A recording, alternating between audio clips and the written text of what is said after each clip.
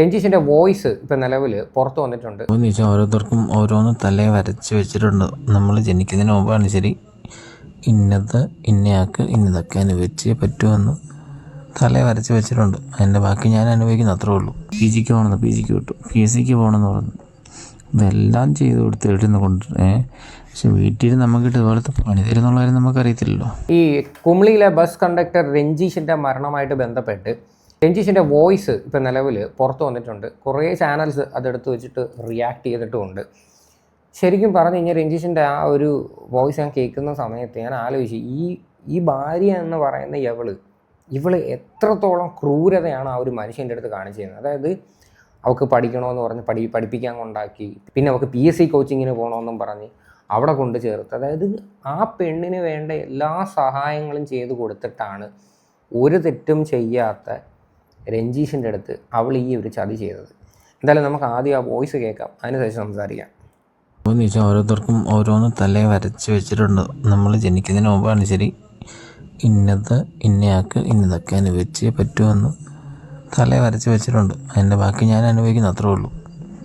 ഞാനൊരു മെയ് 3 തൊട്ട് അനുഭവിക്കാൻ തുടങ്ങിയാണ്. കുറേ കൺഫർമേഷനും കാര്യങ്ങളും എല്ലാം കിട്ടി. ഞാൻ ചോദിച്ചു എന്താ സംഭവം എന്ന് ചോദിച്ചു. പുള്ളിക്കാരത്തിക്ക് മറുപടിയൊന്നുമില്ല. പുള്ളിക്കാരത്തി പറയുന്നത് എന്തൊക്കെയോ പറയുന്നുണ്ട്, വല്ലപ്പോഴും വിളിക്കാറില്ല അങ്ങനെ. അപ്പം എനിക്കിത് ഡൗട്ട് തോന്നി പറഞ്ഞാൽ അവിടെ ചെന്ന് വിളിക്കുന്നില്ല, പറിച്ചില്ല, ഒന്നുമില്ല. പിന്നെ ആർക്കാണ്ട് വേണ്ടി ബോധിപ്പിക്കാൻ വേണ്ടി അവിടെ ചെന്ന് കുറേ നാൾക്ക് ശേഷം വിളിക്കുമായിരുന്നു. നമ്മളിതൊക്കെ ഇവിടെ ഫസ്റ്റ് പോയി റിട്ടേൺ വന്നതിന് ശേഷമല്ലൊക്കെ നമ്മൾ അറിയുന്നേ. അപ്പോൾ എന്താ കാര്യം എന്നുള്ള കാര്യം നമ്മൾ തിരക്കി കഴിഞ്ഞപ്പോഴത്തേക്കും പുള്ളിക്കാരത്തി ഒന്നും മിണ്ടാനില്ല, സംഭവിച്ചു പോയി, പറ്റിപ്പോയി എന്നൊക്കെ പറയുന്നു. എനിക്ക് അംഗീകരിക്കാൻ പറ്റത്തില്ല ഒരിക്കലും. പറ്റിപ്പോയി എന്ന് പറഞ്ഞ് എൻ്റെ അടുത്ത് എന്ത് കൺഫർമേഷൻ വന്നെന്ന് പറഞ്ഞാൽ പോലെ എനിക്ക് അംഗീകരിക്കാൻ ഞാൻ അംഗീകരിക്കത്തില്ലത്. ഒന്ന് ആലോചിച്ചു. പുള്ളി പറയുന്ന വാക്കുകൾ നിങ്ങൾ ശ്രദ്ധിച്ചില്ലേ? പുള്ളി എത്രയോ ആത്മാർത്ഥമായിട്ടാണ് ആ ഒരു സ്ത്രീയെ സ്നേഹിച്ചത്. എന്നിട്ടാണ് ഇങ്ങനെയുള്ള പരിപാടി കാണിച്ചിരിക്കുന്നത്. ഇതിനകത്ത് എടുത്തു പറയേണ്ട ഒരു കാര്യമുണ്ട്. രഞ്ജീഷിനെ ഈ ഒരു അവസ്ഥയിൽ, അതായത് ഇപ്പോൾ ആത്മഹത്യ ചെയ്യാനായിട്ട് എത്തിച്ച ഒരു അവസ്ഥയെന്ന് പറയുന്നത് നമ്മുടെ നിയമമാണ് അല്ലേ? എന്ത് നീതിയാണ് നിയമത്തിൽ നിന്ന് രഞ്ജീഷിന് കിട്ടിയത്?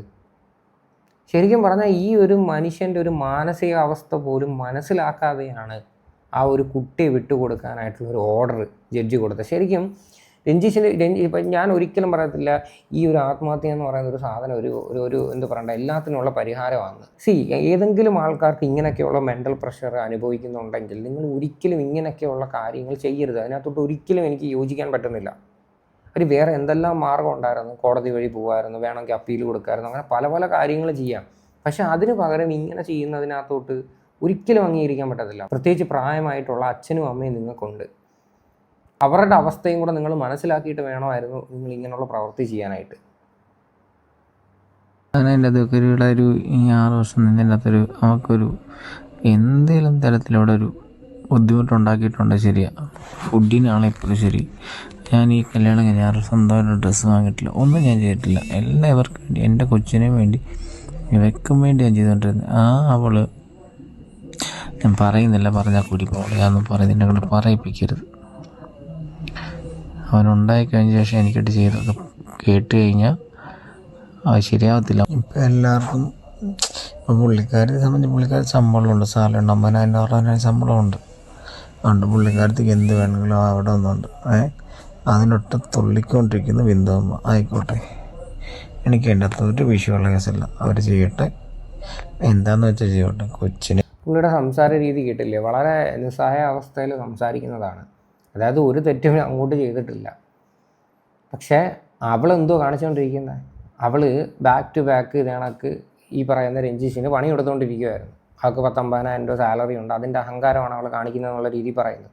സ്വന്തമായിട്ട് പുള്ളിയുടെ ഒരു സുഖത്തിന് വേണ്ടി ഒരു നല്ലൊരു ഡ്രസ്സ് മേടിക്കുകയോ വേറെ ഒരു കാര്യങ്ങൾക്കോ പുള്ളിക്കാരൻ അനാവശ്യമായിട്ട് പൈസ ചിലവാക്കിയിട്ടില്ല. എല്ലാം ഈ പറയുന്ന ഇവൾക്ക് വേണ്ടിയിട്ടും പിന്നെ മകന് വേണ്ടിയിട്ടും ഒക്കെയാണ് പുള്ളി ചിലവാക്കിക്കൊണ്ടിരുന്നത്. എന്നിട്ടാണ് പുള്ളിയുടെ ഈ ഒരു പരിപാടി കാണിച്ചത്. അപ്പം ഇതെല്ലാം കൊണ്ടും പുള്ളിക്ക് മാനസികമായിട്ട് എന്തോ പറയണ്ടേ, കംപ്ലീറ്റ് ആയിട്ട് തകർന്നു പോയി. എന്നിട്ട് ചെയ്തൊരു കാര്യമാണത്.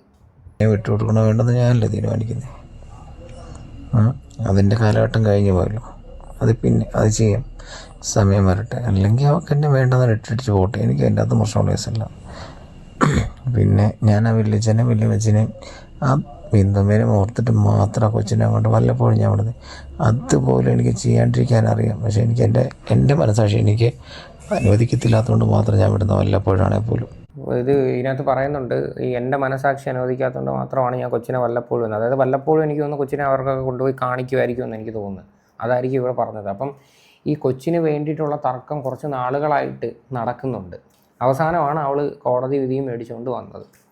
എന്നാലും വേറൊരു കാര്യം നിങ്ങൾ ശ്രദ്ധിച്ചില്ലായിരുന്നല്ലേ, കഴിഞ്ഞ വീഡിയോയിൽ പറഞ്ഞിട്ടുണ്ടായിരുന്നു, ഈ അച്ഛൻ്റെ അന്ത്യകർമ്മങ്ങൾ ചെയ്യാൻ പോലും മകന് അവകാശമില്ലാത്തൊരു സാഹചര്യത്തിലോട്ടാണ് ഈ ഒരു നിയമം കൊണ്ടുവന്ന് എത്തിച്ചിരിക്കുന്നത്. എന്നിട്ട് കോടതി വെറും 5 മണിക്കൂർ മാത്രമാണ് അനുവദിച്ചത്. ഒന്ന് ആലോചിക്കുക, സ്വന്തം അച്ഛൻ്റെ അന്ത്യകർമ്മങ്ങൾ ചെയ്യാനായിട്ട് കോടതി വിധി വേണമെന്ന് പറയുമ്പം അത് എത്രത്തോളം ഒരു മോശപ്പെട്ട ഒരവസ്ഥയായിരിക്കും. പക്ഷെ അവൾ ഇതെല്ലാം കഴിഞ്ഞ് അവൾക്ക് ഡിഗ്രിക്ക് പോകണമെന്ന് പറഞ്ഞു. ഡിഗ്രി പാസ്സായാണ് PGക്ക് പോകണമെന്ന്, PGക്ക് വിട്ടു. PSCക്ക് പോകണമെന്ന് പറഞ്ഞു. ഇതെല്ലാം ചെയ്ത് കൊടുത്ത് എഴുതുന്ന കൊണ്ട് പക്ഷെ വീട്ടിൽ നമുക്കിട്ട് ഇതുപോലത്തെ പണി തരുന്നുള്ള കാര്യം നമുക്കറിയത്തില്ലല്ലോ. ഇതാണ് രഞ്ജീഷിൻ്റെ വോയിസ്. ഈ വോയിസ് കേൾക്കുന്ന എല്ലാവർക്കും മനസ്സിലാക്കാൻ പറ്റും രഞ്ജീഷിൻ്റെ ഭാഗത്ത് തന്നെയാണ് ന്യായമെന്ന്. ഇനിയിപ്പം ദൈവത്തെ ഓർത്ത് ഈ പറയുന്ന ഈ ഒരു സ്ത്രീയെ ഒരു മനുഷ്യനും സപ്പോർട്ട് ചെയ്തുകൊണ്ടോ അവർക്ക് വേണ്ടി സംസാരിച്ചുകൊണ്ടോ വരരുത്. രഞ്ജീഷിനും രഞ്ജീഷിൻ്റെ കുടുംബത്തിനും വേണ്ടിയിട്ട് എല്ലാവിധ സഹായങ്ങളും കേരളത്തിലുള്ള ഒരുപാട് ആൾക്കാർ, അതായത് വളരെ മനസ്സിന് നല്ല നന്മയുള്ള ഒരുപാട് ആൾക്കാർ ഒരുമിച്ച് നിൽക്കുന്നുണ്ട്. ഇപ്പം തന്നെ കഴിഞ്ഞ ദിവസം ഒരു അഡ്വക്കേറ്റ് അവിടെ ചെന്നിട്ടുണ്ടായിരുന്നു.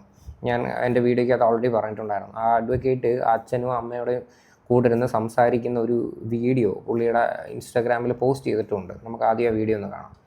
നമസ്കാരം. ഇപ്പൊ നമ്മൾ രഞ്ജീഷിന്റെ വീട്ടിലാണ്. രഞ്ജീഷിന്റെ അച്ഛനുണ്ട് ഇവിടെ, രഞ്ജീഷിന്റെ അമ്മയുണ്ട്, രഞ്ജീഷിന്റെ സുഹൃത്തുക്കളുണ്ട്, എല്ലാവരും ഉണ്ട്. ഇതിലെന്താ സംഭവിച്ചെന്നുള്ളത് രഞ്ജീഷിന്റെ അച്ഛനൊന്ന് പറയും. നമുക്ക് ഇനി ചെയ്യാൻ പറ്റുന്ന എന്താണെന്ന് വെച്ചാൽ രഞ്ജീഷിന് വേണ്ടിയിട്ട് നിയമയുദ്ധം തുടങ്ങുക, നിയമത്തിന്റെ വഴിയിൽ നീങ്ങിയിട്ട് രഞ്ജീഷിന് വേണ്ടി എന്തെങ്കിലും നീതി വലിച്ചു കൊടുക്കുക. അതാണ് നമുക്ക് ഇനി ചെയ്യാൻ പറ്റുള്ളൂ. അതാണ് കാര്യം. ഇതിൻ്റെ പ്രധാന ഉത്തരവാദി എന്ന് പറയുന്നത് ഈ പെണ്ണും ഈ പെണ്ണിൻ്റെ കാമുകനുമാണ്. അവനെയും പ്രതി ചേർക്കണം.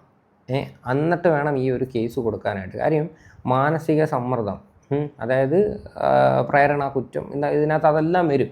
അതെല്ലാം കൂടെ ചേർത്ത് വെച്ചിട്ട് ഇവളുടെ പേരിലും കാമുകൻ്റെ പേരിലും കേസ് കൊടുക്കുക. ഒന്ന് ആലോചിച്ച് നോക്കണം. കാര്യം ആ കുടുംബത്തിൻ്റെ അച്ഛൻ്റെ അമ്മയുടെയൊക്കെ അവസ്ഥ നിങ്ങൾ കണ്ടില്ലേ? എത്രത്തോളം തെമ്മാടിത്തരമാണ് അവൾ കാണിച്ചു വെച്ചിരിക്കുന്നത്. അതുമാത്രമല്ല, ആ കൊച്ചിനെ പോലും അന്ത്യകർമ്മങ്ങൾ ചെയ്യാനായിട്ട് വിട്ടുകൊടുക്കില്ല എന്നുള്ള രീതിയിൽ ഇവൾ സംസാരിച്ചു എന്നാണ് പറയുന്നത്. രഞ്ജീഷ് നമ്മൾ വിട്ടുപോയി. ഇപ്പൊ രഞ്ജീഷിന് വേണ്ടി നമുക്ക് ചെയ്യാൻ പറ്റുന്ന നിയമത്തിലൂടെ ആ കുറ്റകൃത്യം ചെയ്ത ആൾ, ആ വ്യക്തി, അതായത് ഭാര്യ, സ്വന്തം ഭാര്യനെ അതിന്റെ നിയമ നടപടികളിലൂടെ നടത്തി അതിനുള്ള തീരുമാനം ഉണ്ടാകും. അപ്പൊ അച്ഛൻ എന്താണ് സംഭവിച്ചത്, എന്താണ് ഇതിന്റെ തുടക്കം എവിടെയാണ് ഇതിന്റെ? ജോലിക്ക് പോയി ജോലിക്ക് എവിടെ പോയി? ഖത്തറിൽ.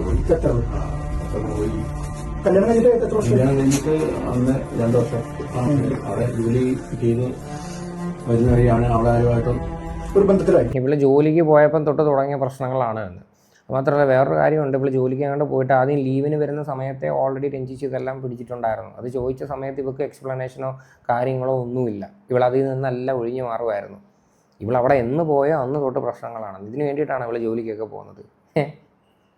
എന്തോ തടയത്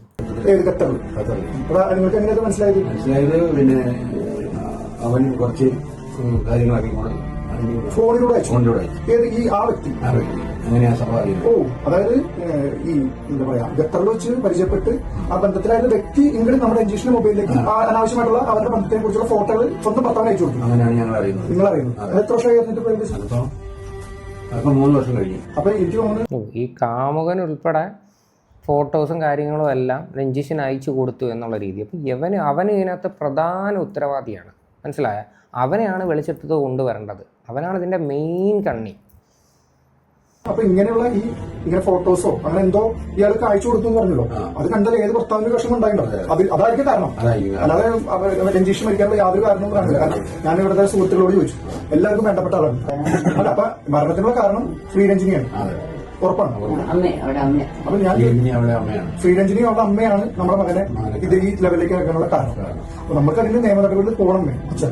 അല്ലെങ്കിൽ നമുക്ക് നമ്മുടെ മകനെ വേണ്ടി നീതി കിട്ടാൻ ഇതേ രക്ഷ. ഏറ്റവും കൂടുതൽ അവന്റെ കുഞ്ഞിനെ ഇവിടെ തള്ള വന്നുകൊണ്ട് തിരിച്ചു കൊണ്ടുവരുന്ന 15 വരെ ഇവിടെ എത്രാം ക്ലാസ്സിൽ പഠിക്കുന്നത്? 2ാം ക്ലാസ്സിലായിട്ടുള്ളൂ അല്ലേ? കുട്ടീനെ കാണിക്കാനുള്ള വിഷമവും പിന്നെ ഈ മെയിൻ്റനൻസ് കേസിന്റെ അറ്റാച്ച്മെന്റും എല്ലാം കൂടി ഒരു പ്രഷർഫുൾ സിറ്റുവേഷനിൽ എത്തിയാണ്. അതായിരിക്കും ചിലപ്പോൾ അദ്ദേഹത്തിന് പിടിച്ചേക്കുന്നില്ല. ഇല്ല. അപ്പൊ അതാണ് പറഞ്ഞത്. അപ്പൊ ഇതാണ് നമ്മൾ പരാതിയിൽ എഴുതി കൊടുക്കേണ്ടത്. നിങ്ങൾ എഴുതി കൊടുത്തിരുന്ന മരിച്ചതിന്റെ മത്സരമാണ് വന്ന് എഴുതിയത്. അത് ആത്മഹത്യ ചെയ്യുമ്പോൾ ഒരു പ്രോസസ്സാണ്. അതൊരു ശരിക്കും പറഞ്ഞാൽ ഈ ഒരു അഡ്വക്കേറ്റിനോട് നമുക്ക് ഭയങ്കര റെസ്പെക്റ്റാണ് തോന്നുന്നത്. കാര്യം ഈ ഒരു അവസ്ഥയിൽ അവരെ പോയി കണ്ട് സംസാരിച്ച് അവർക്ക് വേണ്ട സഹായങ്ങൾ ചെയ്തു കൊടുക്കുക എന്ന് പറയുന്നത് വലിയ കാര്യമാണ്. ഇപ്പം ഇനി ഏറ്റവും അടുത്ത ദിവസങ്ങളിൽ തന്നെ ഇത് വെച്ച് താമസിപ്പിക്കാതെ നിങ്ങളുടെ ലോക്കൽ പോലീസ് സ്റ്റേഷനിൽ കൊണ്ടുപോയി ഇങ്ങനെ ഒരു കംപ്ലയിൻറ്റ് കൊടുക്കുക. അപ്പം പിന്നെ അതിനുശേഷം അഡ്വക്കേറ്റ് എന്തെന്ന് വെച്ച് കഴിഞ്ഞാൽ കാര്യങ്ങളൊക്കെ ചെയ്യും. അത് ചെയ്യണം. അത് ഇപ്പം ഈ ഒരു വീഡിയോ രഞ്ജിഷിൻ്റെ ബന്ധുക്കളോ അല്ലെങ്കിൽ കൂട്ടുകാരോ ഒക്കെ കാണുന്നുണ്ടെങ്കിൽ അതിന് വേണ്ട ഹെൽപ്പാണ് നിങ്ങൾ ചെയ്തു കൊടുക്കേണ്ടത്. കാര്യം ഇനി ഒരു മനുഷ്യർക്കും ഒരാണുങ്ങൾക്കും ഇങ്ങനെയുള്ള ഒരു അവസ്ഥ ഉണ്ടാവരുത്. കാര്യം ഇവളെ കാമുകനെയും പബ്ലിക്കിൻ്റെ മുന്നിൽ കൊണ്ടുവരണം. പബ്ലിക്കായിട്ട് ഇവളെയൊക്കെ മാറ്റിക്കണം. അതാണ് ഇവിടെ ചെയ്യേണ്ടത്. കേസ് എടുക്കും നോർമലി. ഇനി കൊടുക്കേണ്ടത് എത്രയും പെട്ടെന്ന് ഈ മരണത്തിനുള്ള ഉത്തരവാദി, അതായത് എന്റെ മകന്റെ മരണത്തിനുള്ള ഉത്തരവാദി ഈ ശ്രീരഞ്ജിനി എന്നുള്ളതും ശ്രീരഞ്ജിന്റെ അമ്മയുമാണ്. അവരുടെ മാനസിക സമ്മർദ്ദവും പിന്നെ അയാളുടെ പ്രതികരണം, അതായത് ഈ കാമുകൻ എന്ന് പറയുന്ന വ്യക്തിയുടെ അവരും കാരണം കാരണം അവൻ അതിലേക്ക് അയച്ചു കൊടുത്തു, ഫോണിലേക്ക് അയച്ചു കൊടുത്തുകൊണ്ടാണ് ഇങ്ങനെ വന്നതെന്നുള്ളത് നമ്മൾ പരാതി കൊടുത്ത് അവർക്കതിന് കേസ് എടുപ്പിച്ച് FIR എടുപ്പിച്ച് അതിന്റെ രീതിയിൽ പോയില്ലെങ്കിൽ നമുക്കത് നീതി ലഭിക്കാൻ പറ്റും. അപ്പൊ നിങ്ങളെ സംബന്ധിച്ച് എല്ലാ സപ്പോർട്ടും നമ്മൾ തരും. അതിനുവേണ്ടിയാണ് ഞാൻ വന്നത്. വളരെ എന്താ പറയാ വിഷമമുണ്ട് ഇങ്ങനെയുള്ള കാര്യങ്ങൾ. നമുക്ക് എന്ത് ചെയ്യാൻ പറ്റും? നമ്മൾ അനുഭവിക്കുക എന്നുള്ളത് നമ്മുടെ ഇത്. അതെ. അപ്പൊ ഞാനൊരു റിക്വസ്റ്റ് പറയണം, ഈ നീതിക്കായിട്ട് നമ്മൾ പോലീസ് സ്റ്റേഷനിൽ പരാതി കൊടുക്കാം. കൃത്യമായിട്ടുള്ള കാര്യങ്ങൾ ചെയ്ത് കഴിഞ്ഞാൽ നമുക്ക് കാര്യങ്ങളൊക്കെ ചെയ്യാൻ പറ്റും. ഓക്കെ. അപ്പം ഇതാണ് സംഭവം. ഇപ്പം മാക്സിമം എല്ലാവരും സപ്പോർട്ട് ചെയ്യുക ഈ ഒരു വിഷയത്തിൽ. രഞ്ജിഷിന് നീതി കിട്ടുന്നത് വരെ. കാര്യം ആ കൊച്ചിനെ പോലും ആ കുടുംബത്തിൽ നിന്ന് പിടിച്ച് വലിച്ചുകൊണ്ട് പോയവളാണ് അവൾ. ഇനി ഒരു കാരണവശാലും അവൾക്ക് ഒരു സ്വസ്ഥതയും കിട്ടരുത്. അവൾ സമാധാനമായിട്ട് ഒരു കാരണവശാലും അവൻ്റെ കൂടെ ജീവിക്കരുത്. കാര്യം ഈ പുള്ളി അനുഭവിച്ച ഒരു മെൻ്റൽ പ്രഷർ ഉണ്ടായിരിക്കും. അതൊരിക്കലും നമുക്ക് പറഞ്ഞ് മനസ്സിലാക്കാനായിട്ട് പറ്റത്തില്ല ആരെയും. അത് ആ ഒരു സിറ്റുവേഷനിലൂടെ കടന്നു പോയി കഴിഞ്ഞാലേ അത് മനസ്സിലാക്കാൻ പറ്റത്തുള്ളൂ. അപ്പം ഒരു മനുഷ്യർക്കും ഇനി ഇത്തരത്തിലൊക്കെയുള്ള ഒരു കാര്യങ്ങൾ ഉണ്ടാവാതിരിക്കട്ടെ. എന്തായാലും ഈ ഒരു വിഷയമായിട്ട് ബന്ധപ്പെട്ട് നിങ്ങളുടെയൊക്കെ അഭിപ്രായങ്ങൾ എന്താണെന്ന് വെച്ചാൽ നിങ്ങൾ തീർച്ചയായിട്ടും കമൻറ്റ് ചെയ്യുക.